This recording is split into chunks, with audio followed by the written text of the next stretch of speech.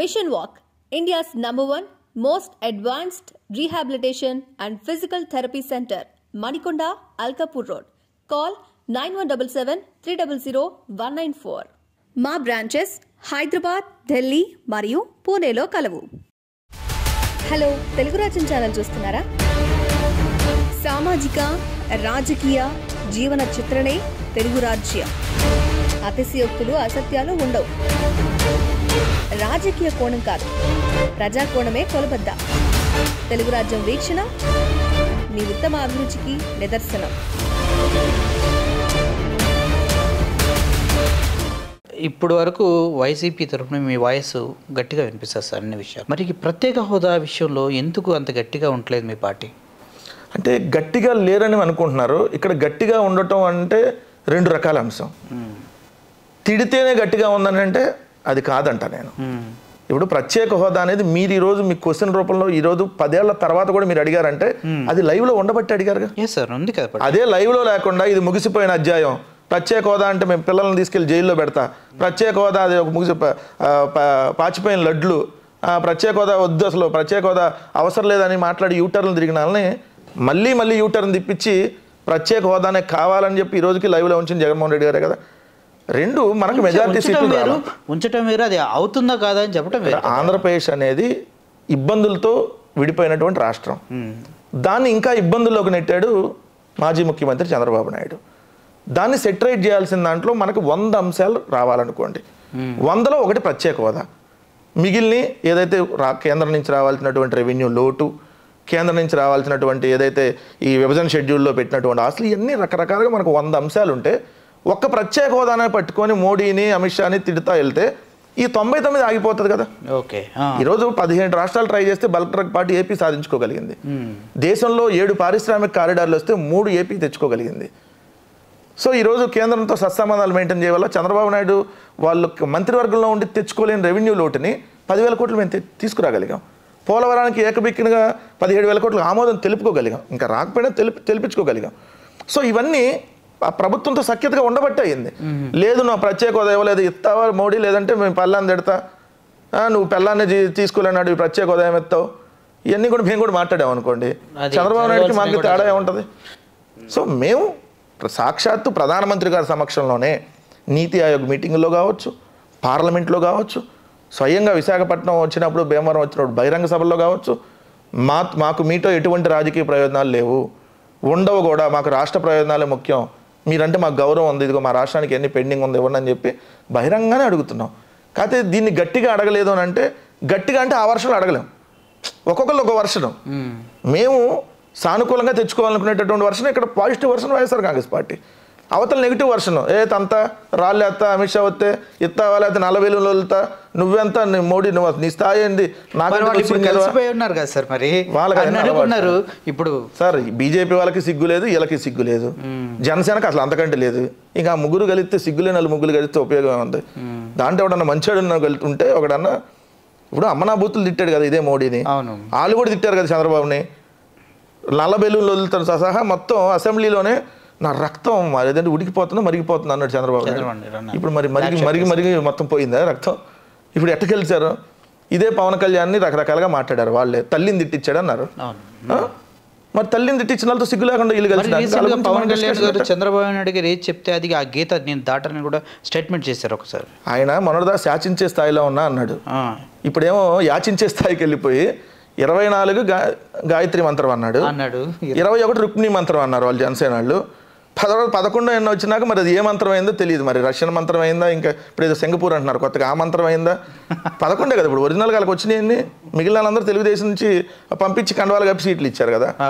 వీళ్ళకి సిగ్గు లేదు, వాళ్ళకి సిగ్గు లేదు, దాని గురించి మనమే మాట్లాడదాం. ఎట్టంటే వాళ్ళందరూ మాకు ప్రత్యర్థులు అయ్యారు. మరి అంత ప్రత్యర్థి ఇప్పుడు జగన్మోహన్ రెడ్డి, మనకి పవన్ కళ్యాణ్ ఉన్నారు, పిఠాపురం నుంచి చేస్తాడు. అంత వీక్ క్యాండిడేట్ అన్నప్పుడు వైఎస్ఆర్సీపీ నుంచి మెయిన్ క్యాండిడేట్స్ మొత్తం మిథున్ రెడ్డి కావచ్చు, పద్మనాభం కావచ్చు, వీళ్ళంతా ఎందుకు పిఠాపురం మీద అంతగా కసిగా పోరాడుతున్నారు? సార్ మిథున్ రెడ్డి గారు ఆల్రెడీ ఈస్ట్ వెస్ట్ గోదావరి జిల్లాలకి రీజనల్ కోఆర్డినేటర్గా ఉన్నారు, ముందు నుంచే ఉన్నారు. అది పవన్ కళ్యాణ్ పోటీ చేస్తాడా, వాళ్ళ కొడుకు పోటీ చేస్తాడా, వాళ్ళ తమ్ముడు పోటీ చేస్తాడా అని మాకు అనవసరమైనటువంటి విషయాలు. మా టార్గెట్ 175 పెట్టుకున్నప్పుడు 175లో కూడా పిఠాపురం ఉంది కదా. 174 పెట్టుకోవాలి మేము టార్గెట్. మా టార్గెట్ 175 పెట్టుకున్నప్పుడు పవన్ కళ్యాణ్ ప్రతి ఒక్కటి గెలవాలి మా టార్గెట్ అన్నప్పుడు సార్ ఇప్పుడు చిన్న పావునైనా పెద్ద కర్రతో కొట్టాలంటారు. అంటే భయపడుతున్నారు పవన్ కళ్యాణ్. వాళ్ళు పావులు సార్, విష సర్పాలని ఏ చిన్న పావు వెళ్ళి అది ఏం కాదులే అని వదిలేస్తే అట్లా. ఎందుకంటే ఖచ్చితంగా మేము ప్రతిదీ టార్గెట్. మాకు ఒక పంచాయతీ ఎలక్షన్ ఉంది సార్, అది మాకు టార్గెటే. ఆ పంచాయతీ ఓడిపోకూడదని మా టార్గెట్ ఉంటుంది. అట్లానే మున్సిపాలిటీ ఉంది, ఓడిపోకూడదని టార్గెట్ ఉంది. అట్లాంటిది ప్రతి అసెంబ్లీ గెలవాలని టార్గెట్ ఉన్నప్పుడు మేము ఎందుకు పెట్టుకోం? మీలాగా జబర్దస్త్ ఆర్టిస్టులు పెట్టుకోపోయినా మా నాయకులను పెట్టుకుంటాం. జబర్దస్త్ ఆర్టిస్టులు అంటున్నారు. ఎవరిని ఉద్దేశం? మన ఆదిని ఉద్దేశించి అంటున్నారా? ఆది గురించి మనం మాట్లాడే అంత ఇప్పుడు స్థాయి మన ఇప్పుడు ఎందుకంటే జబర్దస్త్ గురించి మనకి అదే ఇప్పుడు వాళ్ళకంటే వాళ్ళు అంటే వెనక నుంచి వాటేసుకునే పృథ్వీ, వెనక నుంచి ఇది ముందు నుంచి వస్తుంది అట్లా వెనక తిరిగి వాటేయాలి. వెనక నుంచి వాటేసుకునే వాళ్ళు మొన్న ఏం చెప్పారు సార్? వాళ్ళు అన్నదే కదా, పవన్ కళ్యాణ్ బహిరంగ సభల్లో, చంద్రబాబు నాయుడు బహిరంగ సభల్లో ఈ వెనక నుంచి వాటేసుకునే వాళ్ళందరూ మీ నాయకులా? ఆ పృథ్వీ అనేవాడు అసలు ఏంది అని చెప్పి మాట్లాడి ఇప్పుడు వాళ్ళే మీకు స్టార్ క్యాంపెయినర్లు అంట. అదే కదా, వెనక నుంచి వాటేసుకోమన్నాడు స్టార్ క్యాంపెయిన్. జబర్దస్త్లో ఏదైతే బూతులు స్కిట్లు చేసేవాడు వీళ్ళకి స్టార్ క్యాంపెయినర్లు. పిఠాపురానికి అక్కడేమో ఎడ్యుకేటెడ్ ఉమెన్ ఉంటే వీళ్ళందరూ వచ్చి అక్కడ స్టార్ క్యాంపెయినర్లు అంట. పబ్లిక్ డిసైడ్ చేసిద్ది. సో మాకు ప్రతి కాన్స్టిట్యున్సీ ఇంపార్టెంట్. సో మేము ప్రతి కాన్స్టిట్యున్సీ గెలవాలనుకున్నప్పుడు ఆల్రెడీ పిఠాపురం మా సిట్టింగ్ సీటు. సో మళ్ళీ దాని మీద నిలబెట్టుకోబోతా ఉన్నాం. అదేంటి పవన్ కళ్యాణ్ మరి నన్ను ఒక్కసారి గెలిపించండి అమ్మా, నేను అడుక్కుంటున్నాను, అద్దిస్తున్నాను అంటారు కదా, ఛాన్సెస్ ఉందేమో అనుకుంటున్నాను సార్. ఓటు అడగాలి, ఓటు అడుక్కోకూడదు. అడగటానికి అడుక్కోవటానికి తేడా ఉంది. అడుక్కోవటానంటే ఇంకా కాళ్ళు పట్టుకొని అడుక్కోవటం ఒకటే తక్కువ కదా. అతను నన్ను ఒక్కసారన్నా అసెంబ్లీకి పంపించండి అమ్మా, నా బతుకి 16 ఏళ్ళ నుంచి రాజకీయాల్లో ఉందని అడుక్కుంటే నువ్వేం రాజకీయ నాయకుడివి? రాజశేఖర రెడ్డి గారు బతుకున్నప్పుడు రాజకీయాల్లోకి వచ్చారు బాబు. రాజశేఖర రెడ్డి గారు చనిపోయారు, వాళ్ళ కొడుకు 2 సార్లు ఎంపీ, 2 సార్లు ఎమ్మెల్యే, అపోజిషన్ లీడర్, ముఖ్యమంత్రి. ఇప్పటి వరకు నువ్వు జీవితంలో వార్డు మెంబర్ కాల. వీళ్ళేందండి మాకు పోటీ? నాకు అసలు ఎందుకు సార్ పవన్ కళ్యాణ్ గారికి జగన్ అంటే అంత కోపం ఎందుకు ఉంటుంది? ఎందుకంటే నిన్న కాకమున్న మన జగన్ గారికి రాయి తగిలింది. అది ఇక్కడ తగిలిన రాయి ఇక్కడ నుంచి వెళ్ళిపోయి పక్కనున్న వెల్లంపల్లి గారికి కూడా తగిలింది. అంత ఫోర్స్గా వచ్చి హిట్ అయినప్పుడు కూడా నేను పవన్ కళ్యాణ్ గారు వ్యాఖ్యలు విన్నా ఒక మీటింగ్లో. ఆయన ఏమంటారు, లైట్స్ ఆఫ్ అయిపోయి దండలో ఏమైనా పెట్టుకుని కొట్టుకున్నాడేమో నాకేం తెలుసు అంటాడు. అంత గజ్జి కోపం అంత ఎందుకు వచ్చింది పవన్ కళ్యాణ్? సినిమాల్లో అట్లా డమ్మీ కొట్టుకుంటారు కాబట్టి అన్ని డమ్మీ అనుకుంటాడు అతను. అందుకని నా జీవితం కూడా డమ్మీ అయింది. సినిమాల్లో నిజం కొట్టుకోరు కదా, సినిమా షూటింగ్ చూసే వాళ్ళకి నిజం కొట్టుకోరు తెలిసిపోయింది. ఒకరోజు షూటింగ్కి వెళ్తే వాళ్ళు నిజంగా ఫైటింగ్ కాదురా, ఉట్టి కంటాడు, అది తగలపోయిన ఇటు పడిపోయినట్టుంటారు, ఇటు అనుకుంటాడు అనమాట. ఈయనకి రియాలిటీకి ఈ సినిమాకి తేడా తెలియదు అనమాట. సినిమాల్లో గొడ్డలోడు తీస్తా అంతా అంటాడు హీరో డైలాగు, రాజకీయాల్లోకి వచ్చి అంటే ఈయన గొడ్డలోపడ తీస్తారన్న సంగతి తెలియదు. సో ఇప్పుడు జగన్మోహన్ రెడ్డి గారి మీద ఎందుకు ఇంత కోపం పవన్ కళ్యాణ్ కంటే? ఈగో. ఎందుకు ఈగో సార్? ఏంటి పర్సనల్ ఏమన్నా ఉందా? మీరు నేను ఒకే వయసు సమకాలికలో. ఓకే, నాకంటే మీరు ముందు రాజకీయాల్లోకి వచ్చారు. అంటే పవన్ కళ్యాణ్ జగన్మోహన్ రెడ్డి గారి కంటే ముందు రాజకీయాల్లోకి వచ్చాడు. ఈయన 2009లో వచ్చాడు, జగన్మోహన్ రెడ్డి గారు ఎంపీగా పోటీ చేశాడు. ఆయన 2008లోనే ప్రజారాజ్యంలో యువరాజ్యం నుంచి ఉన్నాడు. ఓకే, తర్వాత రాజశేఖర రెడ్డి గారు మళ్ళీ ముఖ్యమంత్రి అయ్యాడు, చిరంజీవి గారు ఓడిపోయారు ప్రజారాజ్యం పార్టీ. ఇక ఆ గ్లడ్జి పెట్టుకున్నాడు, రాజశేఖర రెడ్డి గారి వల్ల ఓడిపోయాం. సో వాళ్ళ కొడుకు మళ్ళీ ఎంపీ అయ్యాడు, ఆయన పార్టీ పెట్టుకున్నాడు, మళ్ళీ అపోజిషన్ లీడర్ వచ్చాడు, మళ్ళీ ముఖ్యమంత్రి అయ్యాడు. అందుకని నీకు సాటిస్ఫై కావట్లా. అంతకంటే ఏముంటుంది ఇంకా? ఆయనకి ఈయనకి నాస్తా కదా అలా ఉన్నాయా? అంటే జగన్మోహన్ రెడ్డి గారు నాకంటే చిన్నాడు వయసులో, నేను పెద్ద సినిమా హీరోని, నాకు నా పేరు సినిమాల్లో పవర్ స్టారు, ఈయనేమో రియల్గా రియల్ స్టారు. సో అది కంపేర్ చేసుకోవడానికి కూడా లేదు కదా. ఇప్పుడు జగన్ అనే వ్యక్తి సోలో హీరోలా ఉంటారు, ఇక్కడ మల్టీ స్టారర్ కదా ఇదంతా. మరి మల్టీ స్టార్ మూవీ అయినా సింగిల్గా వచ్చిన మూవీ అయినా అన్ని అటర్ ఫ్లాప్ మూవీలే కట్టి వాళ్ళవి.